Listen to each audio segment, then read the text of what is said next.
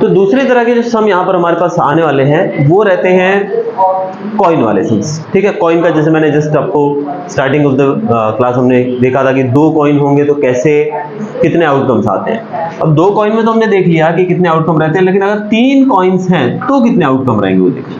तो 3 कॉइन जो रहेंगे तो देखिए उसको कैसे हम बनाएंगे। पहले 3 कॉइन में समझो कि पहले तो हमने तीनों पे हेड कर दिया। क्या कर दिया? तीनों पे हमने तीनों पे ही हेड कर दिया। इसके बाद दूसरी बार में आप क्या करोगे, यहां पर टेल कर दो।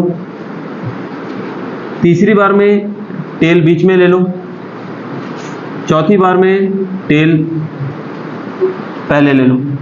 कितने आउटकम हो गए? 4। मैंने टेल को क्या किया, पहले चारों हेड, फिर टेल को एक एक पोजीशन चेंज करवा दी। अब हम तीनों टेल लेंगे। अब मैं टेल की पोजीशन चेंज करवाऊंगा। ठीक है, यहां पर तीनों हेड थे, यहां तीनों टेल हैं। ठीक है, तो अब ये देखो टेल टेल हेड, फिर टेल हेड टेल, फिर हेड टेल टेल। टोटल कितने आउटकम हो गए? कोई आउटकम सेम तो नहीं कर दिया मैंने? सब अलग अलग है ना? हाँ, तो कितने आउटकम हुए टोटल? 8। क्या करना, पहले टेल जो है उसको एक एक जगह रखते जाना। टेल एंड में, फिर मिडल में, फिर पहले आगे। फिर तीनों टेल कर दिए मैंने। फिर टेल जैसे यहाँ पर मैंने टेल लिया था वैसे यहाँ पर हेड ले लिया। हेड फिर टेल टेल, फिर टेल, फिर head head head tail, tail को हेड को बीच में कर दिया। अब हेड को पहले नंबर। तो टोटल आउटकम हो गया हमारे पास 8। तो यहाँ पर आपको पूछा जाए एटलीस्ट 1 हेड। क्या पूछा जाए? At least 1 head. तो टोटल आउटकम 8 हैं, 1 हेड। अब कहाँ पर हेड बिल्कुल नहीं है? यहाँ पर हेड बिल्कुल नहीं है, बाकी सब जगह हेड है। तो 7/8 एटलीस्ट, वही तुम्हारा पहले वाला डाउट, एटलीस्ट 1 हेड, एक हेड होना चाहिए। तो आगे तुम लोग फर्दर इसको जो भी पूछा जाए कि एग्जैक्टली 2 हेड्स कहाँ पर हैं, तो एग्जैक्टली 2 हेड्स कहाँ पर हैं? 1 2 2 ही होंगे ना? ये भी था ना 3। Exactly 2 heads 3/8। Exactly 3 head. देखो वर्ड्स को पकड़ना। एग्जैक्टली 2 हेड का मतलब एग्जैक्टली 2 हेड होंगे। ठीक है, तो ये शब्दों से हमको देखना। तो ये हमारे कौन से सम्स? कॉइन वाले सम, जो 3 कॉइन्स को अगर साथ में साइमल्टेनियसली एक साथ हम उछालें तो कैसे उसका आउटकम निकलेगा। इसके बाद जो अगला हम सम देखने वाले हैं वो है हमारा डाइस वाला सम। कौन सा सम? डाइस वाला सम मैंने कल भी समझाया था आप लोगों को। अब डाइस वाले सम्स में सिंगल डाइस फेंकना तो हमें पता है 6 आउटकम आते हैं, लेकिन 2 डाइस को एक साथ फेंके तो कैसे आउटकम निकालने हैं मैंने कल बताया था आप लोगों को कल की क्लास में, लेकिन एक बार फिर रिपीट कर रहा हूं मैं। अब इसमें आपको मेन चीज पता होनी चाहिए कि डाइस के आउटकम्स कैसे आएंगे, टोटल आउटकम्स कैसे आएंगे। तो उसकी ट्रिक मैंने कल बताई थी कि पहले हमको सब जगह पर क्या लिख देने का है, 6 तक नंबर होते हैं, तो पहले डाइस के हम 6 नंबर बार बार लिख देंगे। ठीक है, क्योंकि हम 2 डाइस साथ में फेंक रहे हैं।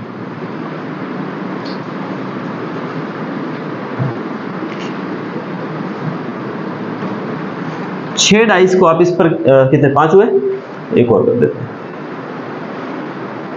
ये 6 डाइस मैंने यहां पर बना दिए। तो आपको सबको पहले सेम वे में 1 to 6 आपको 6 बार लिख लेना है। ठीक है, और ये समझ लो कि ये कौन सा है, ये तुम्हारा डाइस नंबर 1 है कि अगर तुमने पहले डाइस को फेंका तो ये रिजल्ट आएंगे। अब दूसरे डाइस को फेंक रहे हो तो क्या रिजल्ट आ रहा है। इसके बाद क्या करने का, इसके बाद 1 फिर 2 फिर 3 4 फिर 5 देन 6। तो ये आपके टोटल आउटकम हो गए 36। कितने आउटकम हुए? 36। अब यहां पर आप देख रहे हो ये 2 डिजिट नंबर्स नहीं है, मैंने कल भी बताया था 53 54 55 नहीं है। ये पहला डाइस है, ये दूसरा डाइस है, ये पहला डाइस है, दूसरा डाइस है। ठीक है, अब क्वेश्चन आपको पूछे जाएंगे, find the probability of getting the sum of the 2 numbers on the dice is 8। अब 8 नंबर दोनों को सम मतलब प्लस करने पे 8 आए। देखो कहां 8 आ रहा है, एक बार 8 आ गया, दूसरी बार 8 आ गया, तीसरी बार 8 आ गया, चौथी बार, पांचवी बार। 5 बार होगा। तो आंसर टोटल आ गया हमारा 5/36, 8 की प्रॉबिलिटी होगी। अब पूछा जाए 10 की प्रॉबिलिटी बताओ, 10 नंबर आना चाहिए दोनों पे सम करने पे, ठीक है। 10 नंबर कहाँ आएगा देखो जरा, 1 2 3 ही हो गए, तो 3/36। तो ये हमारे डाइस वाले सम्स। इसमें आपको जब भी सम बोर्ड में आता है, एग्जाम में आता है, तो पहले आपको ये डाइस का पहले आउटकम बनाना पड़ेगा, पूरा रफ में आपको ये ड्रॉ कर लेना है पूरा, उसके बिना आप नहीं बना पाओगे, ठीक है। अगर आपने ये नहीं ड्रॉ किया तो आंसर कैसे निकालें, आपको पता तो एक एक को देखना पड़ेगा ना कैसे, ठीक है। अब लास्ट सम जो हमने कल किए थे उसको मुझे रिपीट करना पड़ रहा है कि हमारे पास समझो कि कुछ अलग अलग रंगों की गेंदें हैं, बॉल्स हैं, कुछ भी बोल सकते हो अलग अलग कलर की। अब उसमें से आप रैंडमली हाथ डाल के कोई भी एक बॉल निकालते हो, तो उसकी प्रोबेबिलिटी क्या रहेगी कि वो बॉल कौन से कलर की है। अब इसके अंदर जो बॉल्स हैं इनके कलर कौन कौन से हैं ये हमने कल भी देखा ही था, तो 2 मिनट लगेंगे, ये भी आपको क्लैरिफाई कर ही देता हूँ। नोट करने की जरूरत है किसी को? नहीं, चलिए आगे देखते हैं।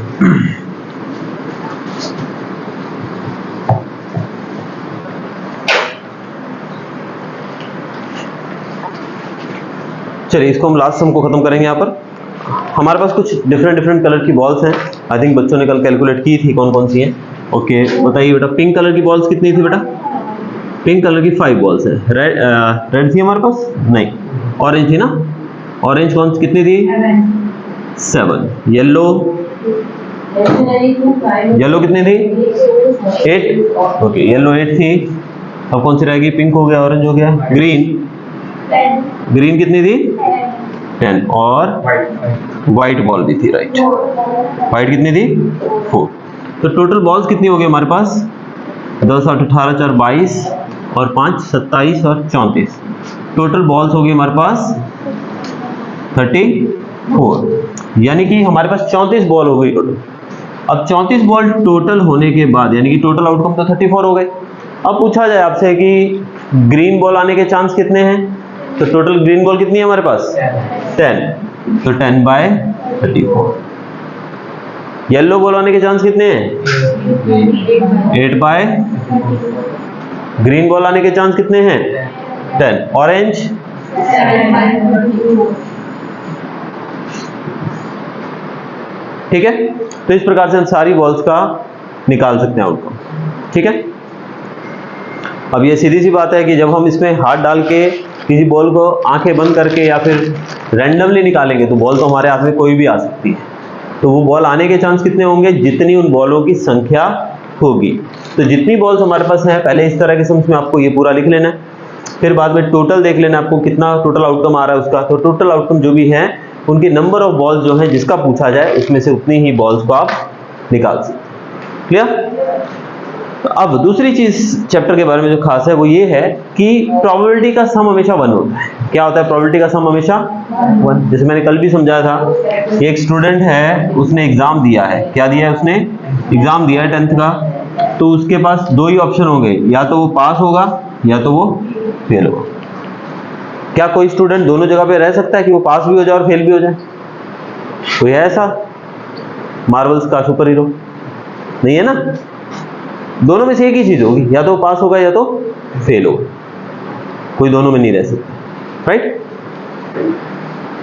तो यहां पर जो प्रोबेबिलिटी रहेगी, टोटल आउटकम्स हमारे पास 2 हैं। पास होने की प्रोबेबिलिटी 1/2, वैसे ही फेल होने की प्रोबेबिलिटी भी 1/2।